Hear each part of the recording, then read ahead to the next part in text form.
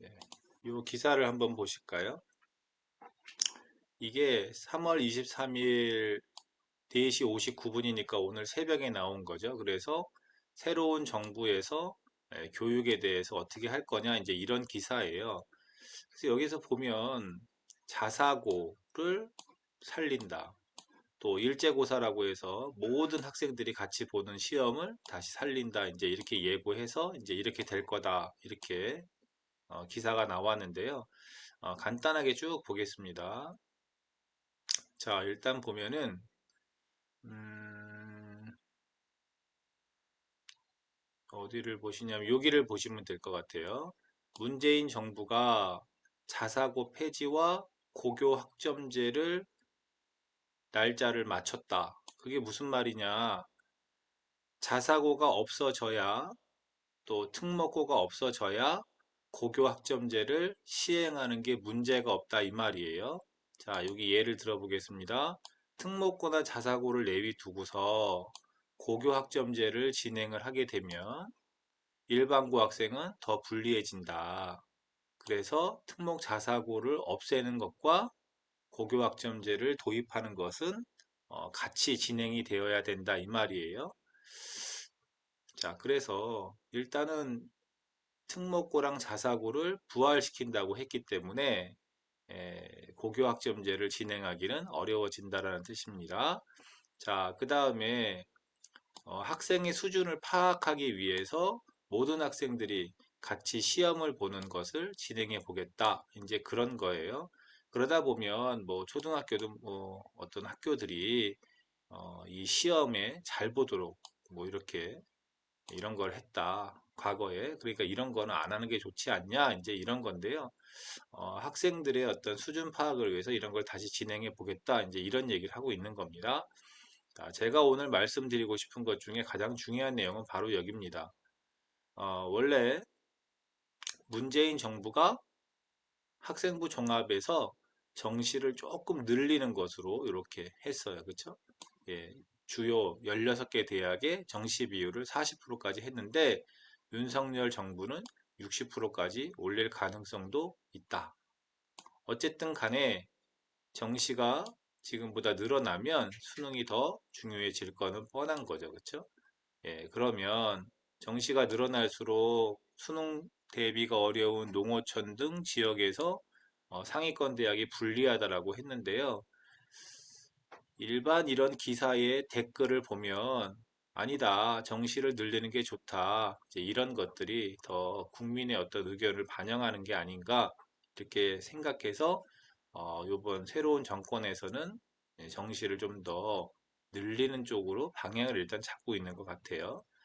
자, 그래서 여기 뭐 보면은 뭐 여기 뭐 필요 없고요. 이제 빼겠습니다. 그래서 제가 여러분에게 말씀드리고 싶은 것은 입시를 우리가 학원에서 준비를 해야 되는데 학부모나 학생보다도 입시를 몰라서는 안 되잖아요. 그렇죠? 그래서 기본적인 내용을 제가 한번 설명을 먼저 드리고 나서 입시 내비로 어떻게 학생들, 학부모에게 입시 서비스를 해줄 수 있는지를 말씀드리도록 하겠습니다. 자, 보면은 이번에는 이걸로 해볼까요?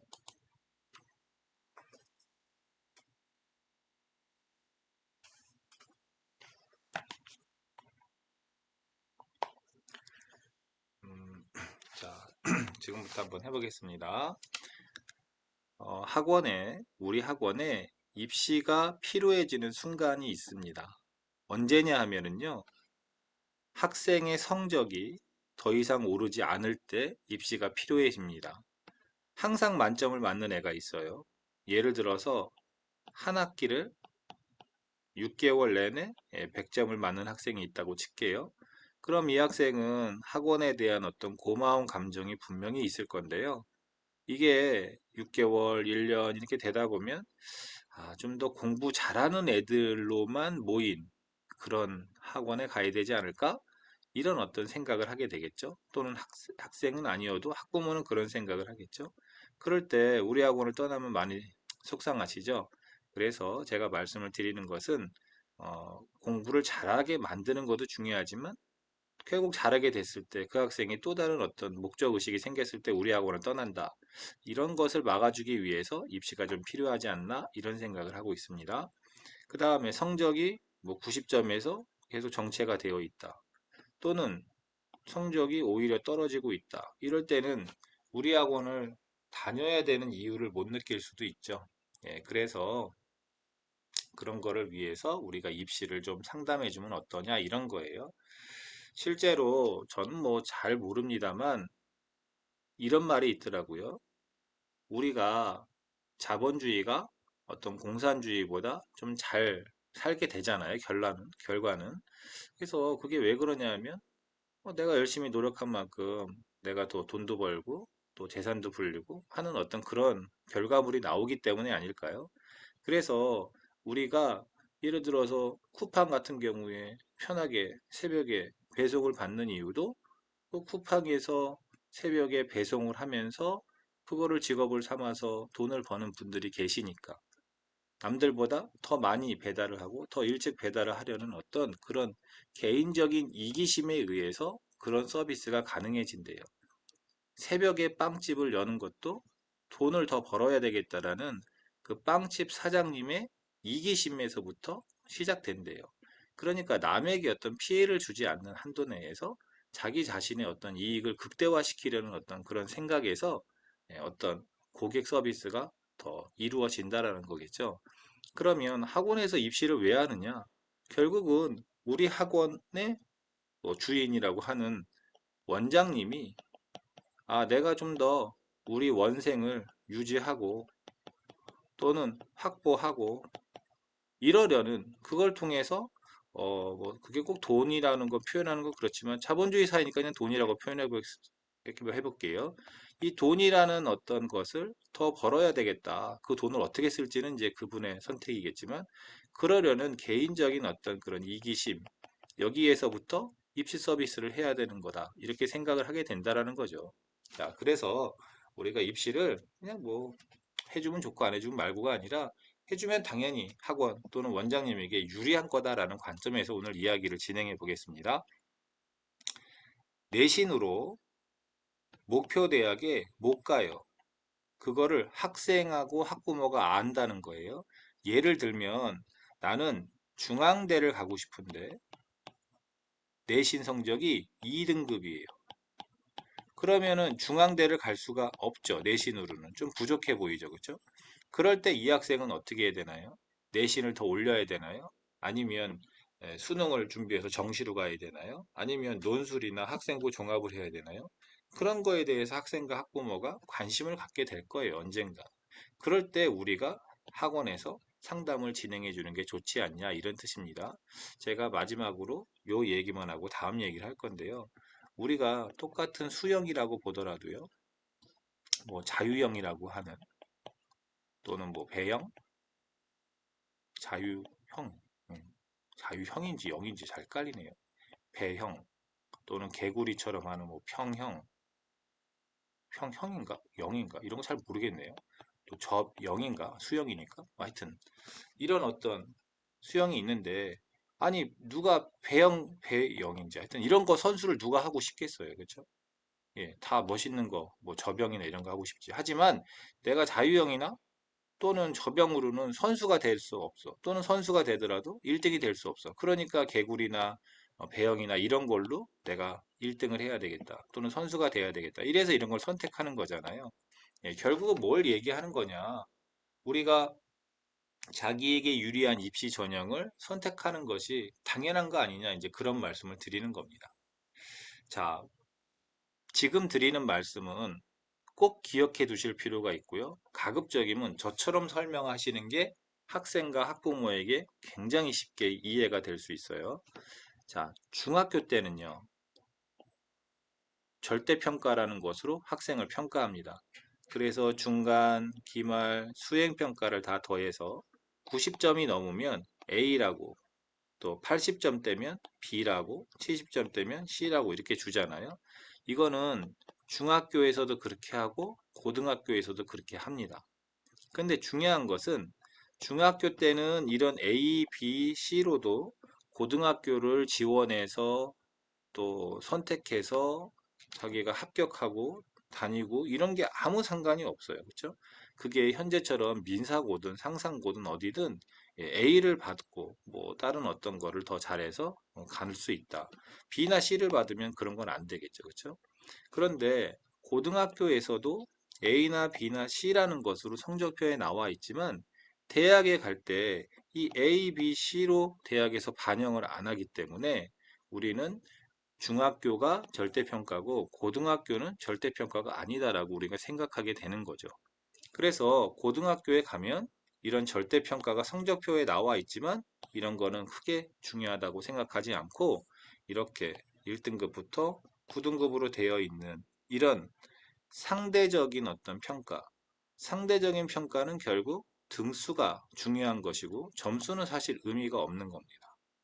그래서 상대적인 평가에서 이 등급이 나오게 되는데 학생과 학부모가 이 상대평가로 바뀐다라는 거는 알지 몰라도 상대평가가 어떤 건지를 정확하게 몰라서 중학교에서 고등학교 올라갈 때 성적이 떨어지게 되는 겁니다. 그래서 제가 그것을 여러분들이 아실 거예요. 근데 제가 다시 한번 정리를 해 보겠습니다. 1등급을 받기 위해서는 어떤 학교든 간에 4%만 주게 되어 있죠. 그래서 300명의 학생이 다니는 학교라면 300명의 4%니까 12명일 거예요. 그렇죠? 그래서 12명까지만 1등급을 주는 거예요. 그래서 전교 1등과 전교 12등은 분명히 어떤 점수 차이도 존재하고 때에 따라서는 수준 차이가 존재할 수도 있지만 그냥 1등급으로 그냥 합해서 내보내는 거죠.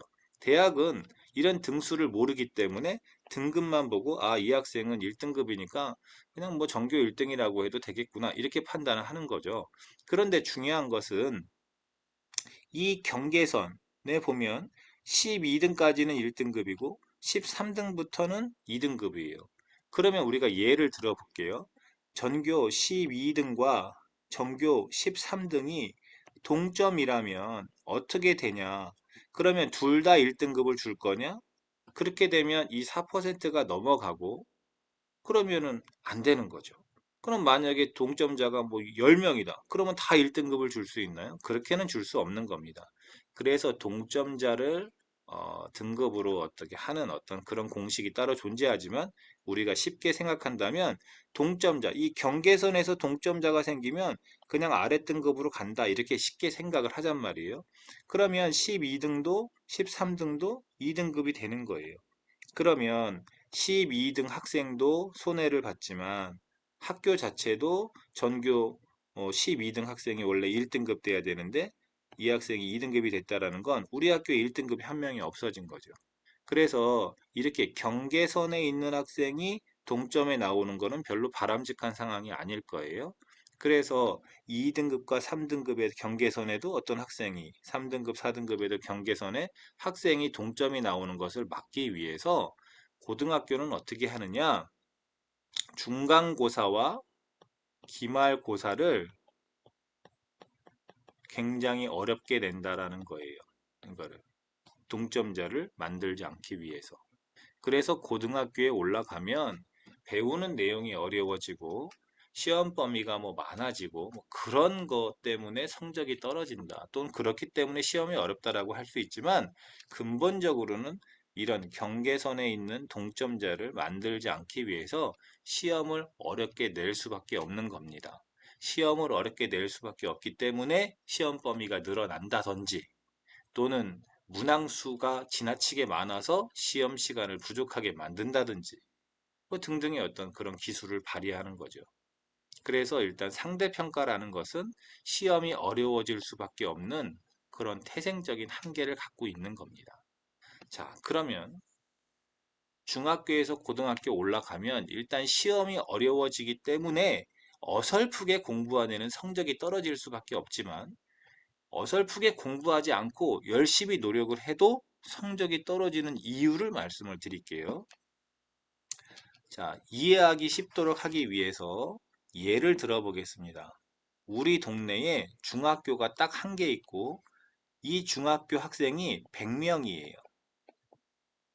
그리고 이 학생이 모두 우리 동네의 유일한 고등학교 하나, 여기로 갑니다. 그러니까 이 고등학교도 100명짜리 학교라고 이렇게 가정을 할게요. 그러면 중학교 때요. 뭐 그게 뭐 그냥 수학이라고 예를 들어볼까요? 수학이에요. 수학이라고 보면 수학이라는 과목을 중학교 때 A를 받은 학생이 몇 퍼센트 되느냐 할 때 그냥 40%가 된다고 가정해 볼게요. 그러니까 40명이 A예요. 나머지 60명이 이렇게 되겠죠. 그렇죠? 그러면 이 40명이 A인데 이 40명의 학생이 그대로 고등학교를 가니까 이렇게 고등학교를 가니까 이 40명의 A가 등급이 나뉘어야 될 거 아닙니까? 이 40명의 A가 모두 1등급이 될 수가 없어요. 왜냐하면 이렇게 비율이 정해져 있기 때문이죠. 이렇게 여기는 17% 이렇게 정해져 있습니다. 그래서 A를 받았던 40명 중에서 오로지 4명만 1등급이 되는 거예요. 그러니까 아직도 36명이 남아있죠.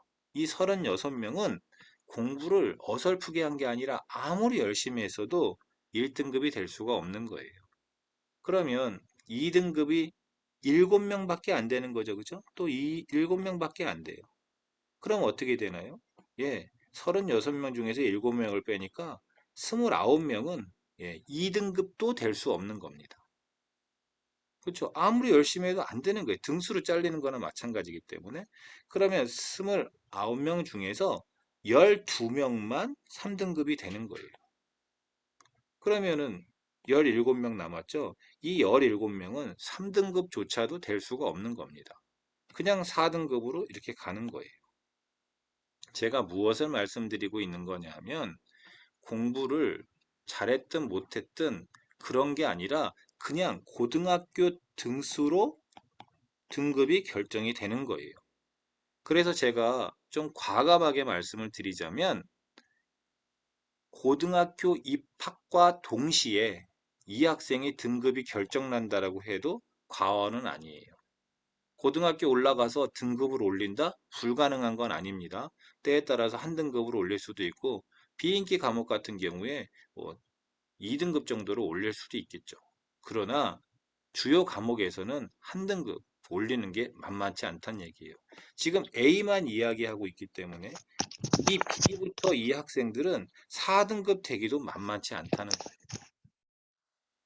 30명을 기준해 보면 우리 반 1등만 1등급, 2, 3등이 2등급 이런 식으로 장난이 아닌 거예요. 좀 더 현실적으로 이야기해 볼게요. A가 30%다 이렇게 생각을 해 볼게요. A가 30%다. 이게 좀 더 현실적이잖아요. 아까 40%는 예를 쉽게 들기 위해서 제가 만든 숫자고요. 보통의 중학교는 A를 30% 정도는 그냥 줍니다. 어떤 룰은 없지만 그냥 30% 정도는 줍니다. 자, 그러면 100명의 중학교 학생이 우리 동네 고등학교로 그대로 간다라고 가정을 하면 30명 중에서 잠시만요. 어떤 분이 소리를 켜는 것 같아서 제가 소리를 좀 꺼야 되겠는데 예, 네, 제가 소리를 껐습니다. 자, 그래서 30명 학생 중에서 4명만 1등급이 되니까 26명은 1등급이 될 수 없는 거죠. 26명 중에서 7명이 2등급이 됐기 때문에 19명은 될 수가 없는 거죠. 2등급도 될 수가 없는 거죠.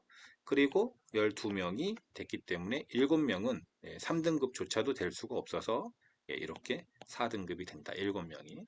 그러면 우리가 중학교에서 고등학교로 올라갈 때 이렇게 100명이 그대로 가는 건 아니잖아요.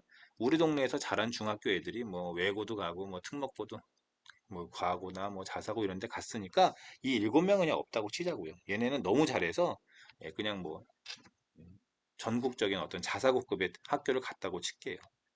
그러면 이제 23명이라고 치고 이 23명이 이렇게 1, 2, 3등급을 논아 먹는다. 이게 현실적이라고 보면 될 것 같아요. 그러니까 B는 이제 4등급부터 시작하는 거죠. 그래서 중학교에서 고등학교 올라가면 무조건 성적이 떨어지는 겁니다. 왜? 점수는 시험이 어려워지기 때문에 떨어지고요. 또 등급은 등수로 잘리기 때문에 무조건 떨어지는 겁니다. 그래서 아까 제가 제일 처음에 말씀드린 대로 성적이 오르지 않거나 떨어지거나 또는 자신의 내신 성적으로 목표 대학을 갈 수 없다라는 것을 때에 따라서는 1년 안에 알게 됩니다. 예, 그럴 때 이 학생들과 학부모는 당황하는 거죠. 어떻게 해야 돼요? 그럴 때 학원이 그냥 내신을 더 올릴까요? 더 열심히 해볼게요. 안 되는 거예요. 학원은 내신을 더 올리기가 어려워요. 등수를 잘라먹기 때문에. 그러면 학원이 그냥 다음에 성적을 올려보겠습니다. 이런 추상적인 얘기를 하기 때문에 학생과 학부모가 다른 학원에 상담 갔다가 우리가 뭐 이렇게 해주겠다. 그래서 거기에 혹해서 가는 겁니다. 그러니까 여러분들이 열심히 노력해서 가르쳤던 학생들이 이런 구조적인 것 때문에 성적이 안 나오는데 다른 학원을 간다. 그걸 막아주는 것이 입시다. 이렇게 생각하시면 될 것 같아요. 고교학점제 얘기 좀 해보겠습니다. 고교학점제는 없어질 수도 있어요. 정권에서 뭐 시행령으로 뭐 바꾸든지 어떻게 해가지고 아니면 유지될 수도 있어요. 그러니까 고교학점제가 없어지면 지금하고 똑같은 거고요. 만약에 고교학점제가 유지가 되면 어떤 것만 아시면 되느냐? 그걸 설명을 드리려고 해요. 고교학점제라는 건 뭐냐? 대학처럼 학점 이렇게 한다는 얘기예요. 즉 우리가 대학 다닐 때 생각해 보면 자기가 원하는 과목을 들었잖아요. 그러니까 고등학교 때도 네가 원하는 과목을 들어라 이런 말이에요. 그런데 조건이 있어요. 고등학교 1학년 때는 공통적으로 들어야 되는 과목이 있고 고등학교 2학년과 3학년 때 네가 선택해서 들어 이거예요. 여기까지는 이해되시죠? 그렇죠? 자, 진짜 중요한 건 바로 이 내용인데요. 고등학교 1학년 때 과목은 공통 과목이 뭐냐? 국어, 뭐 수학, 영어, 그다음에 뭐 과학 또는 사회 뭐 이런 것들이죠. 이런 거는 성적을 지금처럼 낸다라는 거예요. 1등급에서 9등급으로. 그 다음에 고등학교 2, 3학년 때 과목은요, 이렇게 낸다라는 거예요. 이 아이는 성적이 너무 낮아서 다시 들어라 이런 거니까 일단 생각하지 말고요. A, B, C, D, E. 쉽게 얘기하면 수, 우, 미, 양, 가 이런 식이죠. 그래서 고등학교 2, 3학년 때 과목은 이렇게 A, B, C를 준다는 얘기예요. 그러면 1등급이라는 건 항상 4%만 줘라. 이렇게 정해져 있는 거죠. A는 몇 퍼센트를 주나요? 그런 게 없어요. 그러니까 상위권 학생들 또는 상위권 대학을 목표로 하는 학생들은 대부분 A겠죠. 대부분 A겠죠. 그렇죠? 그래서 고교학점제가 만약에 진행이 된다면 상위권 대학 또는 상위권 인기학과 이런 데는 내신이 거의 올 A인 학생들이 바글바글 할 거예요. 그러니까 선택 과목인 고 2, 3의 내신 성적은 의미가 없어지는 거죠. 차별화가 안 되기 때문에. 그러면 차별화될 수 있는 과목은 고등학교 1학년 과목밖에 없는 거죠. 이렇게 1등급에서 9등급으로 나오기 때문에. 그래서 고교 학점제가 진행이 된다면, 시행이 된다면 고1 성적이 현재보다 훨씬 더 중요해지는 거죠. 다시 바꿔 말하면 중학교에서 고등학교 올라가는 그 시점에 이 중학교에서 얼마나 준비를 체계적으로 잘 했느냐가 바로 고1 성적이잖아요. 그러니까 중학교가 더 중요해지는 거죠. 그래서 고교학점제가 되면 고등학교 2, 3학년 내신은 중요하지 않기 때문에 고등부 내신을 하는 학원은 좀 힘들어질 거고 중학교 내신을 또는 중학교 학생을 담당하는 그런 학원은 조금 더 잘 될 가능성이 있는 거죠. 중학교가 잘 되면 초등학교도 잘 되겠죠. 왜 초등학교 때 못하면 중학교 때 공부하기가 힘드니까. 그래서 고교학점제가 되면 초, 중이 잘 될 거고 고는 잘 안 될 거다. 고1까지만 되니까 이렇게 생각하시면 될 것 같습니다. 자, 그 다음 주제는요. 제가 간단히 설명을 드릴 건데요. 학생부 종합전형 어떻게 되냐? 이거를 묻는 학생과 학부모가 엄청 많아요. 저한테 컨설팅 오시는 분들도 엄청 많고요. 저한테 입시를 물어보는 원장님들도 맨날 이거 물어봐요. 제가 쉽게 정리를 해드리겠습니다. 자, 입학 사정관제부터 말씀을 드릴게요. 입학 사정관제가 예를 들면 뭐 미국에서 이렇게 한다고 하죠. 그래서 입학 사정관이라는 사람이 예, 학생을 이렇게 여러 가지 관점으로 보고 뭐 뽑는다. 이제 이런 거예요. 그래서 입학 사정관제에서 가장 중요한 건 뭐냐면요. 학교 바깥에서 활동이 들어간다는 거예요. 우리나라도 입학 사정관제로 진행이 될 때 봉사를 하더라도 해외 봉사를 한 학생이 뭔가 더 좋아 보였었다라는 거예요. 그 다음에 똑같은 상을 받아도 학교 바깥에 교육감상이라든지 뭐 국회의원 이런 사람의 상을 받는 게 더 의미가 있었단 말이에요. 그래서 해외 봉사는 뭐 거저 갑니까? 교육감이나 국회의원상은 뭐 누가 그냥 막 줘요? 어떤 지인이라든지 경제력이 뒷받침이 돼야 이런 것들이 가능하잖아요. 그래서 아무래도 뭐 부모 찬스 이런 것들이 영향을 미치기 때문에 아 이거 하지 마. 그래서 만든 게 학생부 종합이에요. 그래서 학생부 종합이라는 것은 교내 활동만 반영하는 것이 원칙인 거예요. 자, 그러면 교내 활동을 반영을 하는데 그것을 교내 활동을 비교과 활동이라 그래요. 왜냐하면 이 비가 이렇게 해서 아니다 할 때의 비자거든요. 이 교과가 예, 쉽게 말하면 내신이거든요. 예, 그러니까 내신이 아닌 활동 이런 것들이에요. 예, 이런 것들을 비교과 또는 교내 활동이라고 하는데 제가 이렇게 빨간색으로 해놓은 거 있죠, 그렇죠? 이 빨간색으로 해놓은 것이 다른 학생과의 나의 차별성을 보여주는 아주 중요한 항목이었어요. 상을 많이 받는다. 봉사를 많이 한다. 어디서 많이 해요? 당연히 밖에서 많이 하는 거죠.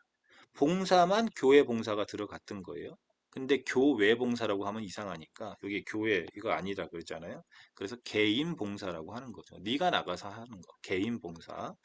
그 다음에 자율 동아리. 자기가 관심 있는 분야의 동아리가 학교에 없으니까 자기네끼리 만들어서 하는 동아리.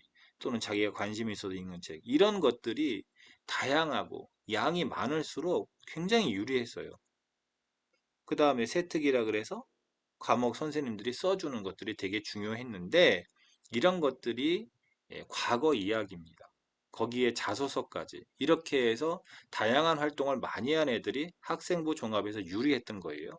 자, 공식 동아리랑 진로는 왜 보라색이냐 하면은 교내다 보니까 우리 학교의 그 동아리 중에서 공식적으로 존재하는 동아리 중에서 내가 원하는 동아리가 있어야 되고요. 우리 학교의 진로 프로그램 중에서 내 진로와 관계된 게 있을 때 기록이 되는 거죠. 없어? 그러면 기록이 안 돼요. 그쵸? 그래서 제가 보라색으로 해놓은 거고요. 여기 임원 활동과 행특은 왜 검정색이냐? 임원 활동은 인기 투표로 요즘 되다 보니까 별 의미가 없고 행특은 담임 선생님들이 1년 끝나고 적어주는 덕담이니까 의미가 없다 이거예요. 그래서 이게 작년까지 이야기입니다. 올해는 어떻게 되느냐 보여드릴게요. 올해는 자기소개서를 내긴 하는데 상이 하나로 줄었어요. 그러니까 이제 보라색으로 바뀐 거예요. 별 가능성이 이제 그 뭐 가능성이 아니죠. 뭐 중요성이 떨어지니까. 그 다음에 봉사 예 중요합니다. 자율동아리 중요한데 1년에 하나? 어쨌든 중요한 거예요. 독서 다 반영되고 예, 이렇게 돼요. 그러니까 상 하나만 빠졌다 이렇게 보면 되죠. 그게 이제 올해 얘기예요. 그래서 종합 전형이 아직도 강세예요. 올해까지는. 근데 내년부터 어떻게 되느냐? 자기소개서가 없어집니다. 그 다음에 상, 개인봉사, 자율동아리, 독서 이런 게 다 없어져요. 반영이 안 되는 거예요. 그럼 남은 게 뭐 있어요? 이거 안 된다 그랬죠. 인기투표라. 이게 덕담이라 안 된다 그랬죠. 요건 좋긴 한데 내가 생각하고 있는 진로와 관계된 동아리나 진로 프로그램이 없으면 기록이 안 된다 그랬죠. 그래서 얘는 세모예요. 그러니까 남은 게 뭐가 있어요? 이 세특 하나밖에 없어요. 전과목 선생님들이 써주는 세특 하나밖에 없는데 독서가 반영이 안 되는 대신에 자기가 수업과 연계해서 읽은 책은 여기에 기록할 수도 있어요. 그러니까 결국은 무슨 얘기예요? 그냥 선생님이 적어줘야 된다는 이야기죠. 그 다음에 과제 탐구도 자기가 수업과 연계해서 뭔가를 탐구 보고서를 쓰고 할 수 있는데 선생님이 적어줘야 된다는 얘기죠. 그래서 이거 하나만 남은 거예요. 현재 고2부터는 이거 하나만 남은 거예요. 그러니까 당연히 종합전형이 축소될 수밖에 없지 않을까요? 이 축소된다고 해서 이게 다 100% 정시로 가는 건 아닐 거예요. 이건 아닐 거예요. 정시로 갈 수도 있고 아니면 교과 전형을 확대를 하는데 교과 전형의 단점이 뭐죠?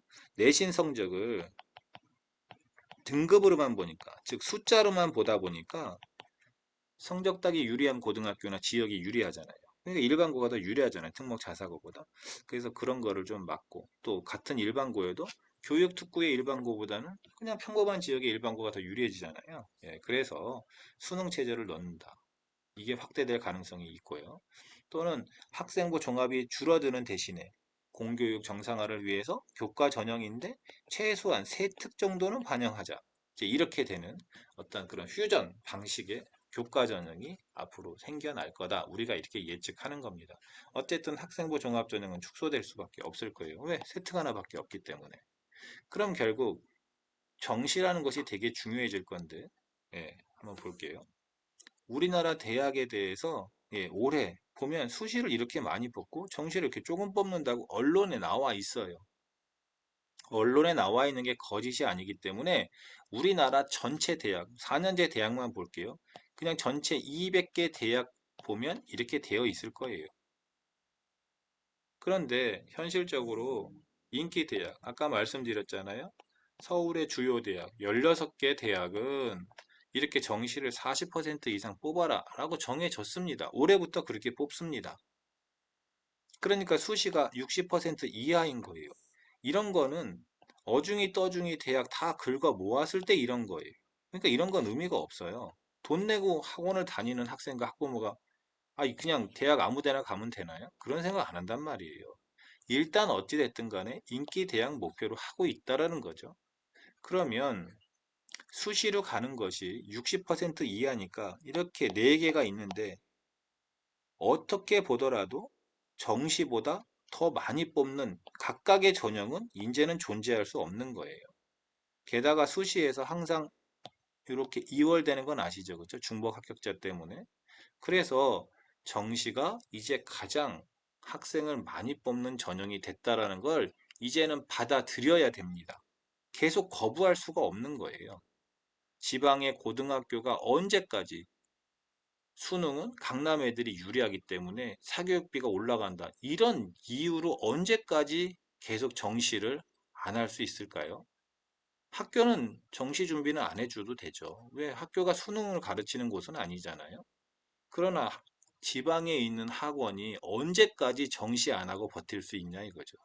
제가 봐서는 3년 버티기 힘들어요. 결국 정시 학원으로 또는 정시를 가르쳐주는 학원으로 턴해야 될 거다 이런 말씀이에요.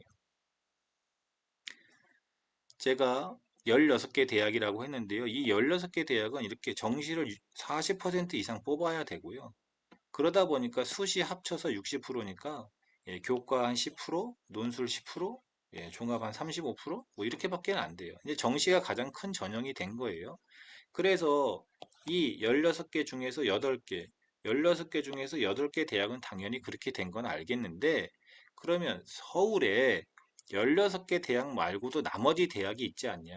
그럼 그런 데는 정시가 어떻게 되냐? 제가 그걸 보여드리려고 이 표를 준비한 건데요. 보세요. 16개에 들어가지 않은 대학입니다. 거기에도 36, 34, 38, 32, 30, 36, 27, 38, 40 어떻습니까? 정시 40%와 무관한데도 거의 40%에 육박하죠. 수시에서 정시로 넘어온다면 당연히 40이 넘지 않겠습니까?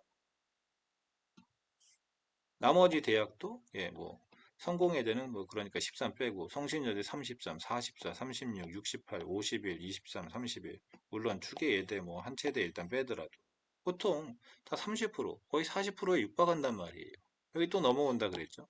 그래서 서울의 16개 대학뿐만이 아니라 서울의 나머지 대학도 거의 40%에 육박해서 간다. 이게 올해 이야기예요. 아까 제가 신문 기사를 보여드렸던 것처럼 새로운 정권에서 정시가 더 늘어난다면 16개 대학뿐이 아니라 나머지도 더 늘어나는 거죠. 서울이 늘어나면 어때요? 경기도도 늘어나는 거죠.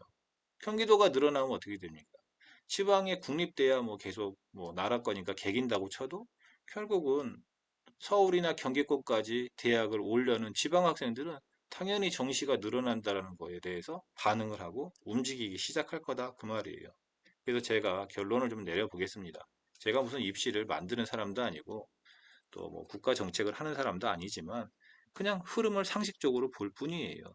어쨌든 새로운 정부에서 뭔가 바꾸려고 하는데 예, 학생부 종합전형은 아무래도 예, 많이 반영되는 것이 없어지게 된 계기가 부모 찬스잖아요. 이걸 없애야 되겠다. 그러다 보니까 반영이 안 되는 항목이 늘어났잖아요. 예, 이게 늘어났어요. 그래서 학생을 어떻게 뽑냐 이거죠. 그래서 결국 학생부 종합은 스스로 축소될 수밖에 없을 거고 그 축소된 만큼 늘어나는 것이 정시가 될 수도 있고 또는 학생부 교과 전형이 될 수도 있는 겁니다. 학생부 교과 전형이 늘어나려면 조건으로 수능 최저가 당연히 들어가야 되는 거죠. 경시를 준비하든 수능 최저를 준비하든 수능을 준비하는 학생이 늘어날 수밖에 없는 거예요. 그래서 학원에서는 당연히 내신을 잘 가르치는 게 중요합니다. 그게 가장 중요한데 내신이라는 거는 고등학교가 등수로 잘라다 보니까 아무리 노력해도 우리 아이보다 더 잘하는 학생이 같은 고등학교에 다니는 한 더 이상 성적을, 즉 등급을 올릴 수가 없다는 거예요. 그럴 때 이 학생이 목표 대학을 가기 위해서 내신만 붙잡고 있을 수는 없지 않냐. 예, 그러기 때문에 내신만 붙잡을 수가 없기 때문에 다른 거를 눈을 돌리게 되는데 예전에 학생부 종합전형으로 어떤 돌파구를 찾았다면 이제는 학종이 아니고 정시가 될 가능성이 있다. 또는 교과 전형에 수능 최초를 붙이는 그런 교과 전형이 돌파구가 될 수 있는데 이것도 아무리 수능 최저가 좋아도요. 수능 최저일 뿐이지 수능을 더 잘한다고 뽑아주는 건 아니잖아요. 내신이 좋지 않으면 힘들어요. 결국은 이쪽으로 몰릴 수밖에 없는 겁니다.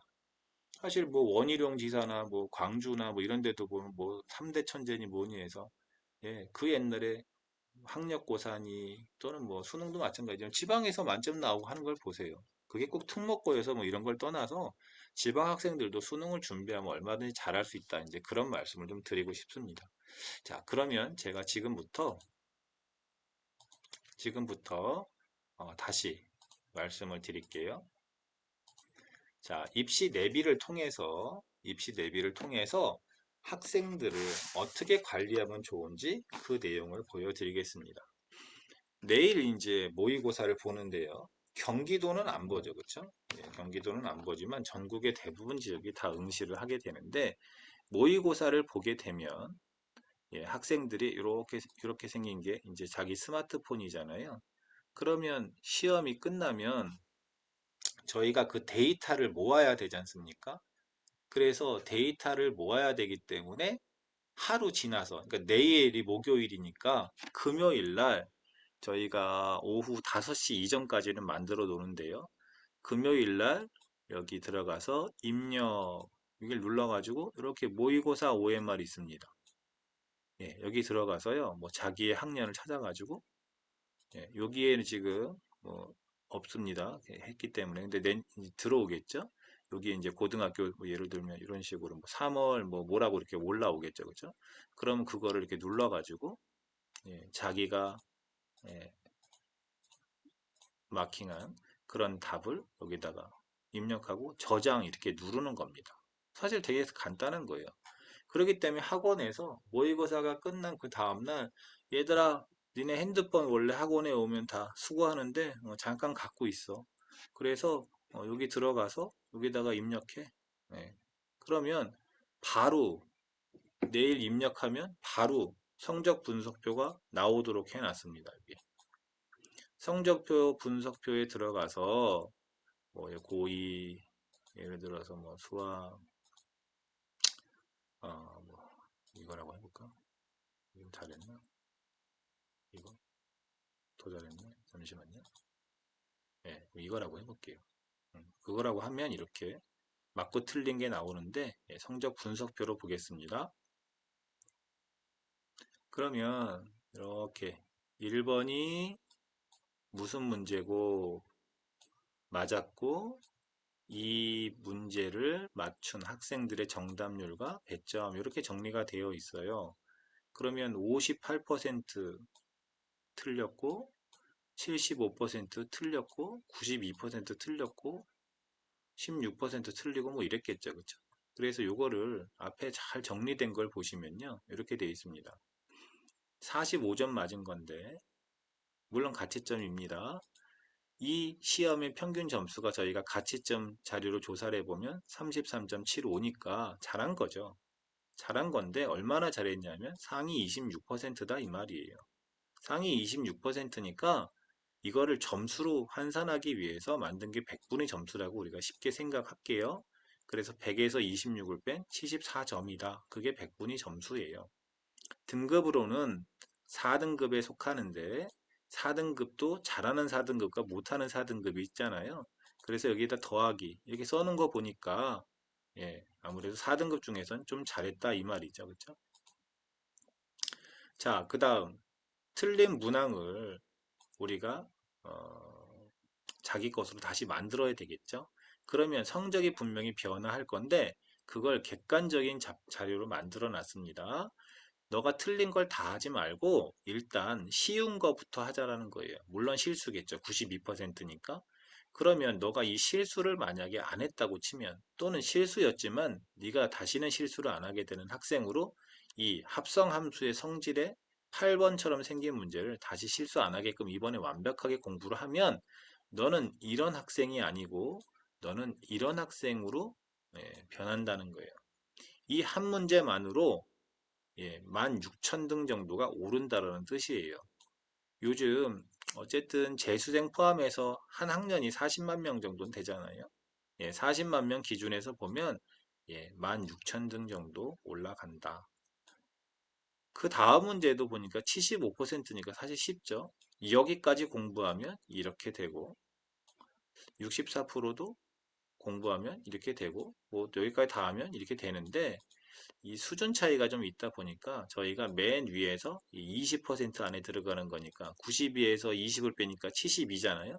그래서 72 안에 들어가는 이 두 개를 공부하면 어떻게 된다라고 이렇게 써놓게 되어 있어요. 이렇게 너는 어디가 약하다. 왜냐하면 단원별로 몇 문제 나왔는데 몇 문제 맞았는지를 비율로 봤을 때 이렇게 50%가 안 된 그런 데는 당연히 여기에 노출되도록 해놨거든요. 그래서 이 단어는 부족하니까 클리닉 개념이 아니라 좀 중장기적으로 해볼까? 예를 들어서 특강을 한다든지 새로운 수업을 짠다든지 이런 게 가능하겠죠. 그 다음에 이렇게 보면 전체적으로 어려울수록 좀 틀리는 그런 경향을 보여주는 겁니다. 그래서 이거는 학생들이 개인적으로 보는 화면이고요. 하나 보여드릴게요. 자, 학원에서는 학원에서는 관리자 페이지에서요. 이렇게 성적 분석표라고 있습니다. 이 성적 분석표에 들어가서 우리 학생들이 OMR로 입력한 그 과목을 뭐 수학이다, 뭐 고2다 이렇게 찾아가지고 그거를 이렇게 눌러보면 이렇게 눌러보면 그래서 여기 뭐 예를 들어서 이렇게 볼게요. 그러면 학생들이 이렇게 점수가 들어가 있다는 뜻은 OMR이 입력이 됐다는 뜻이에요. 그래서 요거를 이렇게 체크해서 요 엑셀 추출을 누르면 제가 미리 다운 받아 놨습니다. 요런 엑셀이 다운이 됩니다. 이 세 명의 학생이 점수는 요렇고 1번의 문제가 정답률이 84%인데 다 맞았고 80%인데 박영진 학생 틀렸고 84%인데 3명 다 틀렸고 이렇게 보인다는 거예요. 그래서 아까 보여드렸던 이 화면은 학생이 자기의 성적 분석을 해보는 화면이고요. 이 화면은 선생님이 우리 반 애들이 주로 어떤 문제가 약한지를 보는 그런 분석표입니다. 그래서 이거는 누가 만들어주는 게 아니라 학생들이 OMR을 입력하면 자동적으로 학생께 만들어지듯이 선생님용이 만들어지는 거예요. 그래서 이걸 가지고서 어, 모의고사가 진행된 다음 시간에 어떤 수업을 해주면 되겠죠. 때에 따라서 이렇게 8번, 9번처럼 허윤희 학생만 틀린 문제는 이 학생만 어떤 클리닉을 받아야 되겠죠. 그래서 학원에서 상담을 할 때도 그게 신규 상담이든 아니면 기존 학생 상담이든 요렇게 된 엑셀을 학생과 학부모에게 보여주면서 윤희야 너는 요런 게 약하네 그치? 그 다음에 박영진 학생에게는 뭐 너는 뭐 요런 게 약하네 뭐 등등 여기 정답률은 보지 마세요 그냥 제가 샘플로 만드는 거니까 그래서 이런 걸 통해서 어머님 얘만 틀리니까 이거를 그냥 냅둘 수는 없어요. 수업에서 잡아줄 수가 없어요. 얘만 틀리니까. 그래서 이건 클리닉을 진행하겠습니다. 또는 얘만 틀리니까 뭐 윤희처럼 틀린 애들만 이 반에는 윤희지만 다른 반에는 뭐 홍식이 모식이 뭐 있으니까 걔네들을 모아서 따로 특강을 개설할 테니까 듣는 게 좋겠습니다. 그런 식으로 상담을 해줄 때 뭔가 과학적이라고 느끼게 되는 거죠. 만약에 신규 학생이 왔다고 해볼게요. 신규 학생에 대한 테스트를 똑같이, 예, 어, 기존의 모의고사로 하고, 그거를 학원에 준비된 예비 아이디로 OMR을 입력을 해서, 그걸로 OMR을 입력을 해서, 똑같이 신규 학생에 대한 성적 분석표를 만들어 놓고, 이걸로 얘가 전국에서 상위 몇 프로네, 정답률 몇 프로짜리를 틀렸네, 이렇게 보여주는 거죠. 그러면서 우리 학원 애들과의 비교했을 때 차이를 보여준다면 일반 그냥 테스트해서 그 몇 점 맞았네, 어디가 약하네요. 그런 상담보다는 좀 더 객관적인 상담이 될 수 있지 않나 이렇게 생각합니다. 여기에 더불어서 말씀을 드릴게요. 학교에서 진행된 내일 진행하는 그런 새로운 모의고사뿐만이 아니고요. 이렇게 보면은 예, 과거의 모의고사도 우리가 훈련 차원에서 또는 숙제 차원에서 이렇게 다 들어 있습니다. 2020년, 19년, 18년 다 들어 있습니다. 물론 시험 범위가 또는 과목이 달라진 것들은 어쩔 수 없지만 그렇지 않은 것들은 어쨌든 다 뭐 국어나 영어 이런 것에서 뭐 웬만한 문제들은 써먹을 수도 있죠. 그래서 그런 것들을 기출 문제를 숙제로 시키고 뭐 수학은 좀 바뀌었으니까 2020년이라고 할게요. 2020년에 어떤 수학을 시키고 OMR로 그거를 정리를 해서 학생이 입력을 한다면 입력하기만 하면은 당연히 학생 성적 분석표와 또 선생님용 성적 분석표가 만들어지는 거니까 그거를 통해서 수업에 활용하시면 좋겠습니다. 자, 하나만 더 말씀을 드릴게요. 여기 보시면 저희가 중학교 학생들 같은 경우에 모의고사를 여기 중등 모의고사라고 되어 있죠. 보면 1년에 작년 기준에서 보면 2월, 5월, 8월, 11월 또 올해 2월 이렇게 1년에 4번 모의고사를 드립니다. 예, 들어가서 보시면 이렇게 국어랑 영어는 해당 수준에 맞춰서 출제하고 수학은 조금씩 범위가 조정이 됩니다. 왜냐하면 배우지 않은 것들을 낼 수는 없으니까요. 그래서 이거를 이렇게 파일을 압축 파일을 다운을 받으면 이렇게 되어 있습니다. 그래서 국어, 수학, 영어 문제를 이렇게 1학년, 2학년, 3학년으로 되어 있어요. 제가 2학년 거를 미리 다운을 받아놨습니다.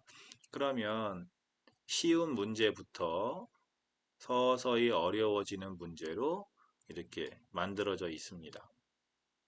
모의고사 형태로 만들어져 있어요. 그래서 어려운 것까지 이렇게 있습니다. 예전처럼 21번까지는 객관식이고 예, 나머지 주관식이 9개 있습니다. 물론 고3은 그렇게 아니지만 그쵸? 선택 과목 되지만 고2까지는 이렇게 되어 있잖아요. 예, 그래서 이거를 1시간 동안에 풀기 때문에 사실 생각보다 그렇게 쉽지는 않습니다. 실수로도 틀리고 시간이 뭐 부족해서 틀리는 경우도 있고 어쨌든 그래서 이 중학교 모의고사를 보고요. 아까 고등학교처럼 할 수 있는데 학원에서는 이걸 학생 수만큼 인쇄하면 됩니다. 그래서 이것과 여기에 보면 이렇게 OMR로 답안지 양식이 있습니다. 그거 제가 다운을 받아놨는데요. 이거 어디 갔지? 네, 다시 눌러보겠습니다. 네, 이렇게 되어 있습니다. 그래서 국어는 이렇게 수학, 영어를 각각 학생 수만큼 인쇄를 합니다. 그러면 학생 수만큼 인쇄를 해서 시험이 끝나면 요 답안지는 학생이 갖고 있고요. 그 다음, 음, 이 시험 문제 있지 않습니까? 시험 문제집은 학생 이름을 써서 학원에서 걷어요. 예, 그래서 이건 학원이 갖고 있고 학생은 이렇게 된 자기 OMR만 갖고 있겠죠. 그래서 이 OMR을 보고 학생이 자기 핸드폰에서 입력을 하는 겁니다. 중학교 학생도. 그러면 당연히 성적 분석표 만들어지고 또 고등학교용 아니 고등학교처럼 선생님용 만들어지고 여기까지는 아시겠죠? 여기까지 진행한 다음에 그 다음이 사실은 이제 중요한 거죠. 저희 입시 내비에 이제 핵심이 나오는 거죠. 자, 보여드릴게요. 그러면 여기에 입력에 들어가서 모의고사 성적을 넣는 겁니다. 제가 한번 샘플로 해볼게요. 이게 2000년 거라고 볼게요. 고등학교라고 일단 볼게요. 그럼 성적표가 없지 않습니까, 지금? 그쵸? 어제 시험 봤는데 성적표가 어디 있겠어요? 그래서 원점수에 들어가서요. 과목 선택을 뭐 하고, 뭐 이거다. 또는 뭐 이거다. 하고, 또 여기도 뭐 이거다. 또는 이거다. 이렇게 하고, 여기에 원점수만 적는 겁니다. 80, 75, 81, 40, 35, 25. 그러면 바로 표준 점수와 백분위가 다 이렇게 자동적으로 나오게 되어 있습니다. 자, 이렇게 되어 있는 상황까지는 별로 어렵지 않죠. 그쵸? 하나만 더 말씀을 드릴게요. 과거에 모의고사를 하는 경우 있어요. 예를 들면 이렇게 하는 겁니다. 요 10월 모의고사라고 할게요. 그러니까 기존의 모의고사를 봤던 거예요. 작년에. 그러면 요거를 가지고서 하는데 야, 너 성적표 갖고 왔어? 아니요, 없어요. 그러면 이제 원점수로 해서 해야 되는데, 너 국어 몇 점이야? 그럼 몇 점인지 몰라요. 그냥 5등급인데요. 이렇게 이야기를 한다라는 거죠. 그러면 여기를 눌러요. 여기를. 예, 그러면 그 시험이 요거라고 쳐볼게요. 요거. 예, 여기를 이렇게 눌러보면은요. 그거에 관계된 바로 페이지가 열립니다. 예, 바로 페이지가 열려서 이렇게 나와 있어요. 그러면 너 국어 5등급이라 그랬지? 그럼 여기 원점수니까 올해 거잖아요. 5등급이면 52점부터 68점 사이야. 그러니까 너 몇 점인 것 같아? 이렇게 물어보는 겁니다. 아, 그러면은 55점인 것 같아요. 그러면 여기 들어가서 55점이라고 누르는 겁니다. 여기다가 이해되시죠? 여기다가 55점이라고 누르는 거예요. 이렇게 55 이렇게. 그러면 수학은 어떻게 됐어? 수학은 3등급이요. 3등급이야? 그러면 58점에서 71점 사이야. 몇 점인 것 같아요? 아, 요건 아깝게 3등급 된 거라서 한 69점? 68점인 것 같아요. 이렇게 얘기하면 여기다가 68점 이렇게 놓는 거예요. 이해되시죠? 이런 식으로 해서 놓으면은 과거의 모의고사 성적도 성적표가 없어도 쉽게 넣을 수 있다. 저 등급만 알아요. 그래도 쉽게 넣을 수 있다. 이제 이걸 말씀을 드리겠습니다. 자, 여기까지 입력이 된 상태에서 여기 정시를 눌러보는 거죠. 모의고사니까 정시 대학교를 눌러보겠습니다. 4년제 전문대 4년제 뭐 서울 우리는 대구다 그러면 서울하고 대구 둘 다 누르고 우리는 광주다 그럼 서울 광주 이렇게 누르면 되는데 그냥 서울만 해보겠습니다. 처음에는 안 하는데요 나중에 하다 보면 여기 상세 검색을 쓰는 경우도 있습니다. 선생님 저는 국공립 때만 알아보고 싶어요. 그럼 이렇게 하면 국공립 때만 나오는 거고요. 그냥 다 나오면 되겠죠. 선생님 저는요 국어 반영 안 하는 대학 알고 싶습니다. 그럼 국어 반영 안 하는 대학만 나옵니다. 이러면 다 나오겠죠. 그 다음 선생님 저는요 탐구를 하나만 반영하는 대학을 알고 싶어요. 그럼 탐구 하나만 반영하는 대학이 나오는 겁니다. 자 여기까지는 뭐 됐고요. 선생님 저 농어촌이니까 농어촌만 보고 싶어요. 그러면 이러면 농어촌만 나오는 겁니다. 농어촌이 많지 않기 때문에 디폴트로 해놨습니다. 지역 인재는 뭐냐 하면 뭐 전라도에 사는 학생이 지원하면 된다. 또는 경상도에 사는 학생이 지원하면 뽑아주는 전형. 이제 그런 걸 지역 인재라고 하는 거죠. 서울이나 경기는 지역 인재가 없습니다. 그런데 일단 지방 학생 때문에 이 두 개는 디폴트로 제가 해놨습니다. 자, 다음. 그러면 이게 자기 성적이라고 할게요. 요번에 입력된 성적이라고 할게요. 그러면 이 학생이 여기 생활과 윤리, 윤리와 사상을 봤으니까 이쪽보다는 이쪽이죠. 그렇죠? 그래서 이쪽을 하는데 하나만 선택해도 되고 다 선택해도 됩니다. 자, 선택. 그래서 모집 군음 잘 모르니까 전체로 되어 있고요. 대학만 선택하면 됩니다. 아, 여기 뭐 옵션이 들어갔나 보네. 다시 해볼게요. 아까 옵션이 선택이 됐는 모양이에요. 네, 지금 다 됐네요. 똑같이 하고 대학을 건국대다. 그러면 건국대에서 합격하는 학과는 없고 추가 합격. 아, 영문학과, 중문학과는 가능하네요. 그러면 여기를 가는 게 나는 만족스럽지 않은데 나는 경영학과 가고 싶은데 그럼 경영학과는 많이 부족해서 못 가잖아요. 여기 돋보기를 눌러보면 왜 그런지 알 수 있어요. 국어, 수학, 영어의 반영 비율에 따른 어떤 만점과 내점수 이런 것들이 정확하게 계산이 돼요. 더 자세하게 보고 싶으면 요강을 눌러보면 됩니다. 여기는 과목별 가산점도 없고 한국사는 등급별 점수가 몇인지 영어는 등급별 점수가 몇인지 이런 게 다 나와 있거든요. 자, 그래서 중요한 거는 내가 가고 싶은 경영학과에 못 간다라는 거예요. 이 현재 점수로. 그러면 대학을 뭐 건국대보다 좀 낮은 대학으로 찾아보는 것도 하나의 방법이지만 저희 입시내비는 시뮬레이션 기능이 가능하죠. 아까 성적 분석표 만든 거에 의하면 국어는 성적을 못 올리지만 수학은 77점까지 갈 수 있어. 그 다음에 영어도 점수를 올려봤자 어차피 2등급이니까 별 의미가 없고 내가 예를 들어서 생활과 윤리는 조금 더 잘할 수 있어. 자, 이렇게 해서 한번 바꿔보겠습니다.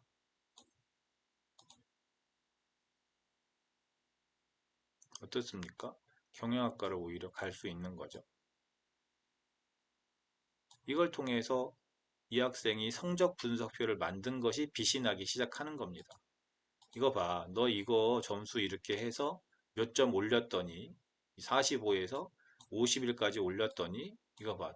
대학을 가잖아. 물론 여기서는 70점을 77점으로 바꾼 거지만 마찬가지로 그렇게 판단을 해줄 수 있는 거죠. 그래서 이 성적 분석표에 있는 객관적인 점수로 여기에서 점수를 조정하는 겁니다. 그걸 통해서 이 학생이 원하는 대학을 갈 수 있는지 없는지를 시뮬레이션 해볼 수 있고, 야, 너 건대 경영학과로 이렇게 높은 점수로 합격하니까 조금 더 좋은 대학을 볼까? 경희대 볼까? 그래서 경희대를 갈 수 있는지 없는지를 눌러봤더니, 아, 경희대는 좀 힘드네요. 그렇죠? 그러면 경희대를 위해서는 뭐 국어를 올린다든지 이제 다른 걸 위해서 우리가 상담을 진행할 수도 있고 똑같이 스마트폰 화면이기 때문에 자기가 해볼 수도 있는 겁니다. 학생이나 학부모가 스스로 해볼 수도 있는 겁니다. 자, 하나만 더 해볼게요. 여기 보면은 작년 컷. 그래서 건국대 또는 경희대 각각 대학에서 직접 발표한 그런 자료를 여기 다 볼 수 있습니다. 다 볼 수 있습니다. 그래서 여러분들이 학원 벽에 이런 어떤 컷 이런 것 표현은 그렇지만 막 붙여 놓잖아요. 물론 뭐 인테리어 상으로 보기가 좋을 수도 있고 또 지저분할 수도 있는데 그 지나다니다 이렇게 멍하니 보는 학생들도 있어요. 근데 그걸 자기 핸드폰에서 쉽게 볼 수 있다면 더 좋은 거 아닌가요? 네. 제가 또 쓰는 기능 말씀드릴게요. 저는 실제로 이 학과별을 더 많이 씁니다. 이 학과별을 눌러요. 그래서 똑같이 서울 다음 이렇게 보겠습니다. 선생님 저는 심리학과를 가고 싶어요. 그러면 심리는 여기에 있을 건데 잘 모르면 그냥 막 하면 됩니다. 잘 모르면 그냥 막 하면 돼요. 그러면 서울에 있는 대학 중에서 심리라는 단어가 들어간 모든 학과 학부가 나옵니다. 여기 심리학과 나오죠, 그죠? 이 덕성여대 뭔가요? 글로벌 융합대학? 여기 심리란 말 없는데 왜 나왔는가 볼게요. 돋보기 눌러보겠습니다. 요강 눌러보면 세부 전공으로 어디 있을까요? 네, 여기 있네요. 심리. 심리학을 전공할 수 있기 때문에 나와 있는 겁니다. 여기 심리학 전공 옆에 이렇게 조그마한 별이 있어요, 별. 의상 디자인 전공 옆에 조그마한 별이 있거든요. 이 별은 교직 이수를 할 수 있는 학과를 뜻하는 겁니다. 음, 자, 그래서 여기 합격 눌러볼게요. 아, 너는 서울여대, 덕성여대, 광운대 등등 갈 수 있네. 추합. 추합이 추격하는 수준이니까 사실 자기가 가야 되는 수준이거든요. 그러니까 이 학생은 상위권 대학의 심리학과는 못 가고, 예, 중하위권 대학엔 갈 수 있네요. 아까 했던 거 있죠? 똑같이 여기서 시뮬레이션을 할 수 있는 겁니다. 수학, 국어 뭐 다 올려볼까요? 조금씩 이렇게 올려보겠습니다. 여기도 45점 이렇게 해볼까요?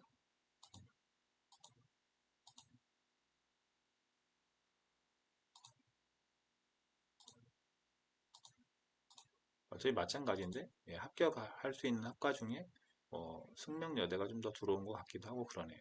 광운대가 들어왔나? 예, 하여튼 그래서 이런 식으로, 예, 자기가 원하는 학과를 쉽게 찾을 수도 있고 그 학과만 리스트를 해볼 수도 있는 거죠. 그러니까 이게 조금 더 많이 해볼 수도 있는 겁니다. 서울, 인천, 경기에 나는 부산 학생이다. 이렇게 해서 똑같이 심리 이렇게 해가지고, 예, 이렇게 잘 모르면 그냥 막 이렇게 하라 그랬죠. 그죠? 이렇게 하라 그랬잖아요. 이렇게 하면 지역을 많이 선택하면 더 시간이 오래 걸릴 뿐이지만, 네, 다 찾아줍니다.